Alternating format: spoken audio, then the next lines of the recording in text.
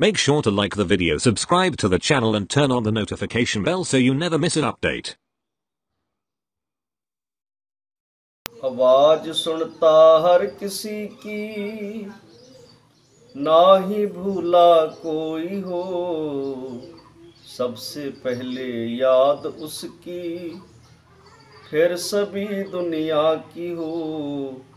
सबसे पहले याद उसकी, फिर सभी दुनिया की हो। आप सभी के अंदर मौजूद उस परमात्मा की ज्योत, उस इलाही नूर को मेरा नमस्कार, सत श्री अकाल, अस्सलाम वालेकुम। इल्मे ज्योतिष लाल किताब से अजीम मोहब्बत रखने वाले आप सभी दर्शकों का हमारे इस YouTube चैनल में स्वागत है। इल्मे ज्योतिष के हवाले से आज हम बात करेंगे बृहस्पति और राहु के बारे में, और इसके बारे में लाल किताब में बहुत सारी बातें बताई गई हैं। आइए देखते हैं कि लाल किताब बृहस्पति राहु के बारे में क्या कहती है। पंडित जी लिखते हैं बृहस्पति राहु में, बृहस्पति गिना पवन तो राहु धुआं हुआ, दोनों के चलने फिरने से आकाश बन गया। बृहस्पति का प्रण है ये टेढ़ा कभी न होगा, है गंज ने कसम खाई सीधा ना वह चलेगा। घर से चले थे एक से अब 12 हो गया, तकिया फकीर साधु का धुआंधार हो गया।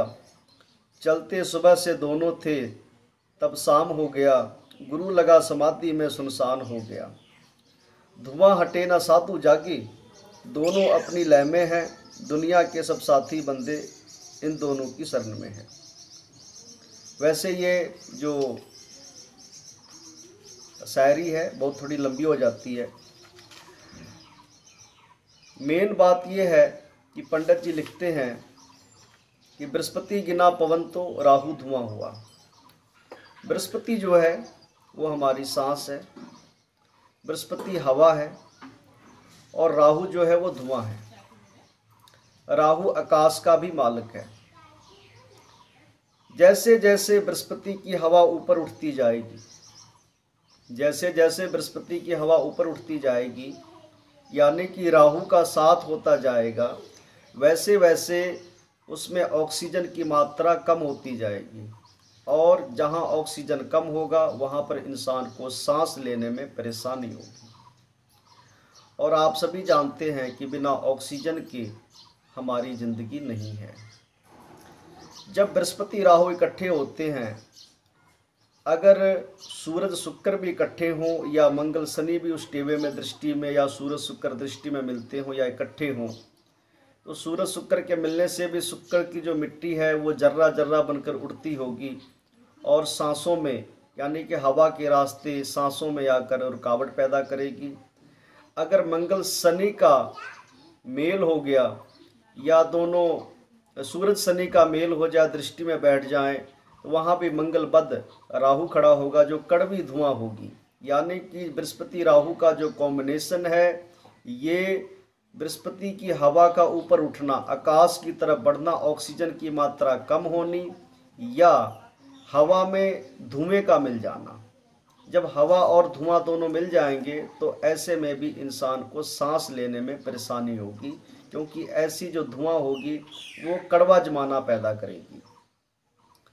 तो यहाँ पर जो पंडित जी का जो मेन कहने का मतलब ये है कि जिस इंसान की ज़िंदगी में बृहस्पति राहु दोनों इकट्ठे होंगे और ऐसे में मंगल बद हो या इंसान का शुक्र खराब हो, तो ऐसी हालत में इंसान की ज़िंदगी में बिल्कुल वो साधु समाधि का हाल होगा। कहते हैं जंगल में सोया हुआ शेर, जो किसी इंसान को ख्वाब में ले जाना, नींद में ले आना, नींद में सुला देना राहु का काम है। तो जैसे शेर, जंगल में सोया हुआ शेर और समाधि में बैठा हुआ साधु, बृहस्पति जो है वो साधु है और शेर भी बृहस्पति है। जंगल में सोया हुआ शेर और समाधि में बैठा हुआ साधु दोनों ही बेखबर होते हैं, बेपरवाह होते हैं। राहु का काम ही है इंसान को बेपरवाही दे देना, लापरवाह बना देना।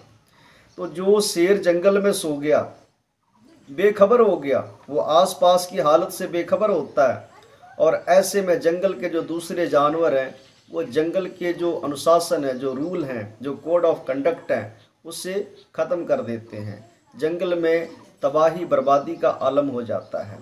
अगर शेर जंगल का राजा वो जंगल में सो गया, तो ऐसे में जंगल में जो बाकी जानवरों खुराफात मचाने लग जाते हैं या शिकारियों का दौर शुरू हो जाता है, क्योंकि जंगल का राजा जो है बृहस्पति है। और अगर हम बात करें साधु की, तो जब साधु समाधि में लीन हो जाए, जब साधु समाधि में बैठ जाए, तो वो भी कुटिया आश्रम की सभी चीज़ों से जो है वो बेखबर होता है। तो बिल्कुल जिस इंसान की ज़िंदगी में बृहस्पति राहु का कॉम्बिनेशन हो, ऐसा इंसान भी बिल्कुल अपने घर में रहते हुए भी वो संसार से, परिवार से, घरेलू जिम्मेवारियों से, हर चीज़ों से बेपरवाह होता है। उसे कोई खबर ना होती कि दुनियादारी में क्या चल रहा है। बृहस्पति राहु का मिलना यानी कि दुनियादारी की जो खबर है उससे बेपरवाह हो जाना। ऐसे इंसान को ये नहीं पता होता कि हमारे आसपास या हमारी ज़िंदगी में क्या हो रहा है। ज़िंदगी एक तरह से ख्वाब होती है। जैसे ख्वाब में इंसान सपने में देखता है कि वो राजा बन गया, बादशाह बन गया, हुकूमत कायम कर ली और इलाके का बहुत बड़ा सब कुछ है, लेकिन जब उसकी समाधि खुलती है, जब उसके ख्वाब टूट जाते हैं, नींद खुलती है, तो लगता है कि ये तो सारा का सारा ख्वाब ही था। लेकिन अब ये होता क्यों है? देखिए, बृहस्पति राहु का जो कॉम्बिनेशन है, अगर आप इसे ध्यान से देखेंगे, जो मुश्तरका ग्रह जब हम मिलाते हैं बृहस्पति और राहु को, तो यहाँ पर एक ग्रह और क्रिएट होता है, उसे कहते हैं बुध। यानी कि बृहस्पति जो है वो पीला रंग है और राहु का जो नीला रंग है। जब आप नीले को और पीले को, मैंने स्क्रीन पर भी मैंने आपको दिखाया है, जब आप नीले रंग को और पीले रंग को आपस में कॉम्बिनेशन करेंगे तो उससे हरा रंग पैदा हो जाता है, यानी कि बुध बन जाता है। जैसे जैसे बृहस्पति ने राहु की संगत की, ऊपर उठता गया आकाश में, और आकाश जो है उसका जो है वो बुध बन गया, जिसका मालिक राहु भी है। तो ऐसे में इंसान में जो ज़िंदगी में जो बुध के जो हैं, ये सारी कंडीशन बुध पर चलेगी। अगर इंसान का बुध अच्छा हो, बृहस्पति राहु जहाँ भी इकट्ठे बैठे होंगे, अगर वहाँ का अगर फल देखना आपने, आप सीधा सीधा बुध का पढ़ लें। अगर लगन में बैठा तो बुध देखें, दो में बैठा तो बुध देखें। यानी कि मेन चीज़ है कि दोनों के मिलने से बुध पैदा होगा, और जो बुध के हालात होंगे वही इंसान की ज़िंदगी के हालात भी होंगे। अब इसमें हम आगे थोड़ा और डिटेल से बात करते हैं इसके बारे में कि जब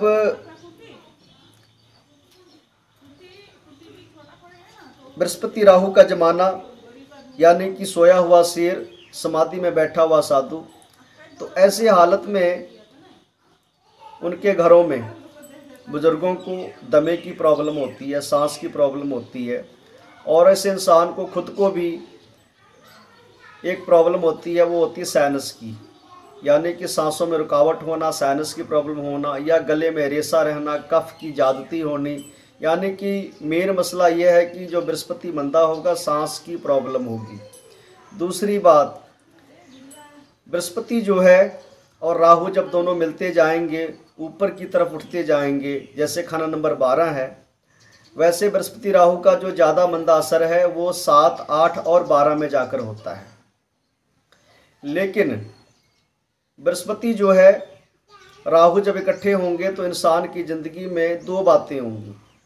ऐसे इंसान के पास कल होगा, यानी कि जो गुजरा हुआ ज़माना और आने वाला कल, यानी कि ऐसे इंसान के पास माजी और मुस्तकबिल, पीछे जो ज़माना गुजर गया, जो आगे आने वाला कल है। ऐसा इंसान दो बातों में उलझा रहता है। या तो उसे हमेशा कल की फिक्र रहती है, बृहस्पति 12 वाली बातें होती हैं कि हमें याद आता है गुजरा हुआ ज़माना, कभी हम भी बाइकबाल थे, हमेशा पीछे गए गुजरे बातों की फ़िक्र करेगा।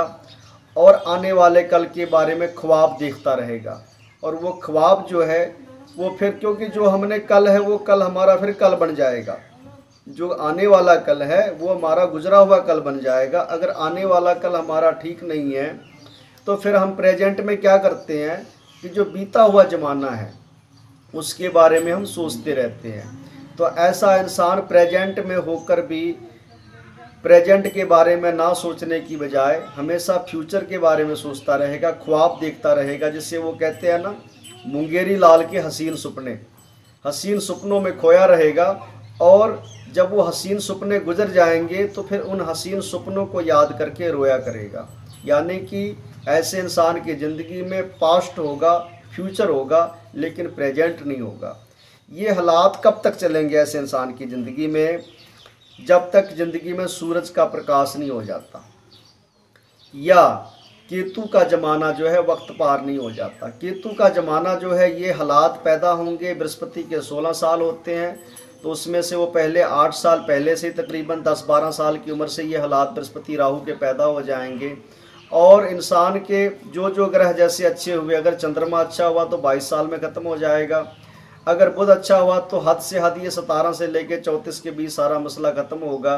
वैसे जब 28 का मंगल का असर आता है तो धीरे धीरे ये प्रॉब्लम ठीक होती है। लेकिन अगर बिल्कुल ही साधु की समाधि लग जाए, सारा काम ही ख़त्म हो जाए, तो ये जो अरसा है हद से हद केतु की उम्र यानी कि 45 साल की उम्र या उससे आगे 48 साल की उम्र तक होगी।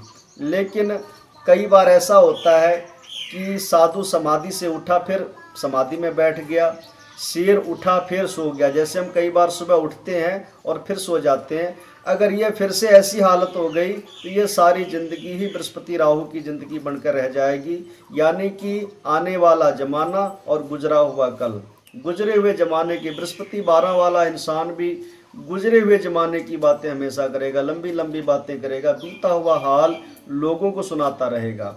राहु 12 वाला शेख चिल्ली, यानी कि वह आने वाले ज़माने की बातें बड़ी बड़ी जो है वह तहरीरें करेगा, जिसमें किसी प्रकार की कोई सच्चाई ना होगी। वो सभी के सभी मुंगेरी लाल के हसीन सपने होंगे।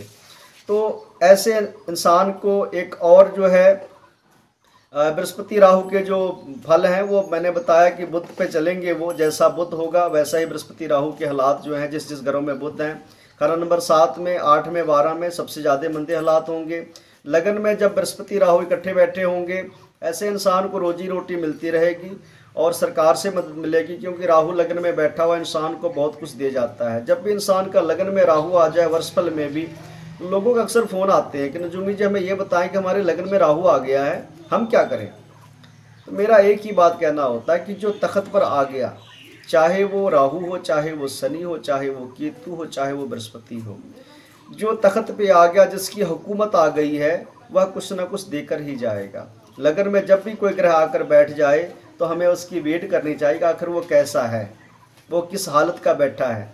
लोग अक्सर राहु लगन में आता है तो इंसान को बहुत चीज़ें देकर जाता है, लेकिन बहुत सारे लोग उपाय के चक्करों में पड़कर राहु लगन में आया और उपाय करना शुरू कर दिए, क्योंकि राहु वैसे भी राशिफल का होता है। ये जरूरी नहीं कि राहु मंदा असर दे के जाएगा, राहु लगन में बैठा हुआ इंसान को तार कर भी जाएगा, क्योंकि राहु जो है वो तार भी देता है, मार भी देता है, दोनों काम करता है।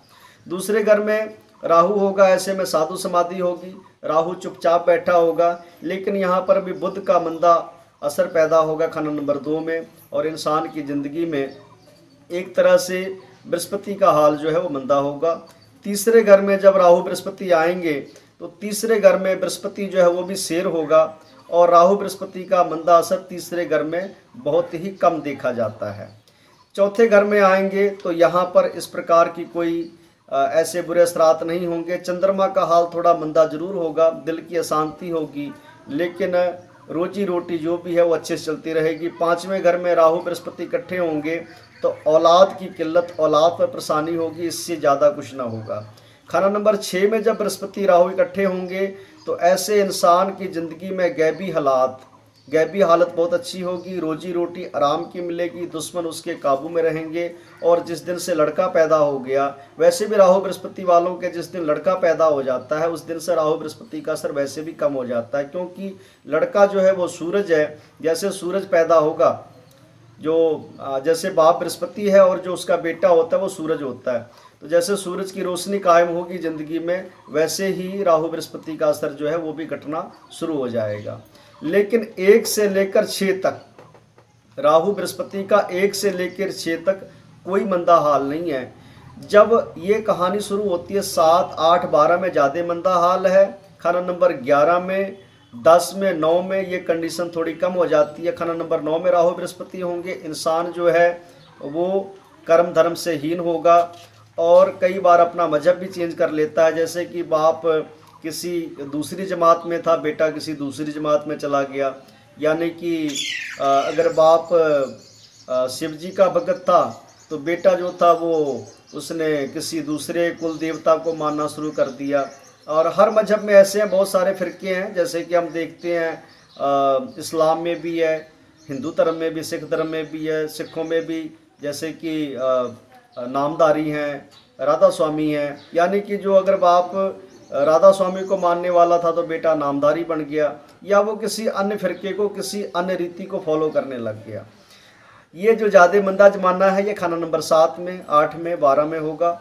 और ऐसे हालात में जो पंडित जी ने उपाय बताए हैं वो उपाय ये हैं कि जब भी खाना नंबर 12 में बृहस्पति पहुंचा था, जो बृहस्पति की हवा पहुंची थी, राहु ने उसे बुध बना दिया था और बृहस्पति फिर भागकर केतु की शरण में आया था। खाना नंबर 6 में केतु ने इसका जाल काटा था राहु बृहस्पति का। तो वहाँ पर क्या होगा, केतु 6 का उपाय होगा, यानी कि बाएं हाथ में सोने की अंगूठी, सोने का छल्ला जो है वो मुबारक होगा।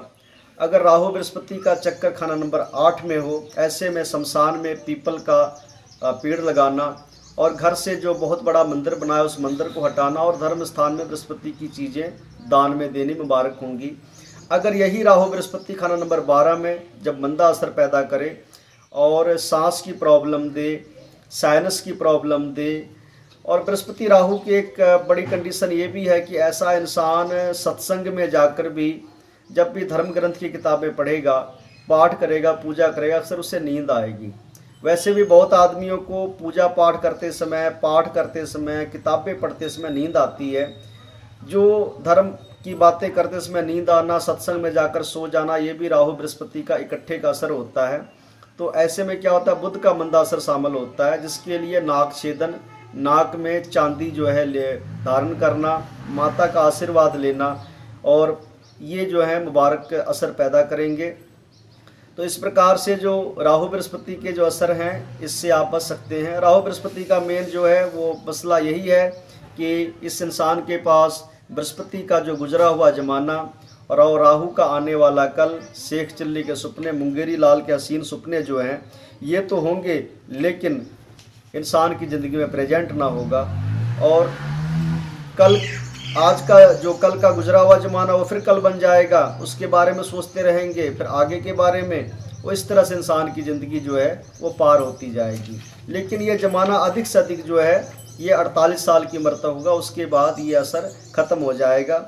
ऐसे में आप इसके लिए जो चंद उपाय हमारे लाल किताब में बताए गए हैं उसे आप कर सकते हैं।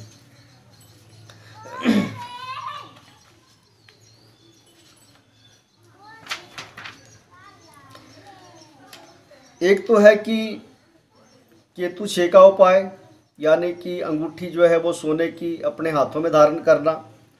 दूसरा है चंद्र का उपाय, नाक में चांदी धारण करना, क्योंकि जब नाक में हम चांदी डालते हैं ना, बृहस्पति की जो हवा है उसको राहु ने रोक कर रखा होता है। तो राहु को रोकने वाला चंद्रमा है, चंद्रमा राहु को रोक देता है। तो ऐसे में राहु का जो भूचाल है वो चंद्रमा से नदी के आगे नहीं बढ़ पाता, पानी जहाँ होगा वहीं पर भूचाल रुक जाता है। तो नाक में जो हवा बृहस्पति की जा रही, इसमें जो नाक में रुकावट राहु खड़ा कर रहा है, सांस की प्रॉब्लम खड़ा कर रहा है, दमे की प्रॉब्लम दे रहा है और साइनस की प्रॉब्लम क्रिएट कर रहा है। ऐसे हालात में नाक में चांदी का छेद करना, चांदी से जो चांदी पहन लेना नाक में 100 दिन के लिए, ये भी बहुत अच्छा असर देगा। ऐसे में राहु बृहस्पति का जो दोष है, राहु चुपचाप हो जाएगा और बृहस्पति की सांस को शांति मिलेगी। अगर केतु के हालात या 48 साल तक मंदे चलते हों तो केतु का रंग का जो पत्थर होता है हकीक होता है। हकीक पत्थर को गाय के जूठे पानी से, क्योंकि जो गाय है वो खाना नंबर 6 में भवसागर से तारने वाली गौ माता भी है, जिसने बृहस्पति को तारा था। तो गाय के जूठे पानी से केतु के पत्थर को धोने के बाद मंगल की चीज़ों का दान करना। मंगल की चीज़ें यानी कि जब भी आप इस उपाय को करते हैं तो कानों में सोना पहनते हैं, सब ये केतु का उपाय करते हैं, या नाक में चांदी धारण करते हैं, ऐसी चीज़ों के बाद मंगल का भी दान करना जरूरी होता है। यानी कि लड्डू हो गए, पतासे हो गए धर्म स्थान में, या बच्चों में तकसीम करना जरूरी होगा। या फिर जौ जो होता है, जौ भी राहु का होता है, उसे दूध से धोकर, मेन सारी बात है कि राहु को कंट्रोल करने की। लेकिन अगर 1 से लेकर 6 तक हो तो कोई ज़रूरी नहीं है, अगर 7 से लेकर 12 तक हो तो इसमें ऐसे उपाय करने आपको ज़रूरी होंगे। तो इस उपाय को जौ जो है वो राहु का है, दूध चंद्रमा से उसे धोकर अपने पास, जैसे आज धोया है आज रखें, और सुबह तड़के जाकर केतु के वक्त में उसे आप पानी में या तालाब में जाकर वहाँ पर आप उसे जल प्रवाह कर दें। तो इस प्रकार करने से ये जो राहु बृहस्पति के मंदी असर हैं वो दूर होंगे। और सीधी सी बात है, जैसे हम बचपन में थे, पढ़ते समय नींद आती थी तो हम क्या करते थे, आंखों में पानी का छींटा मारते थे। चंद्रमा की मदद लेने से राहु की नींद जो है वो टूट जाती है।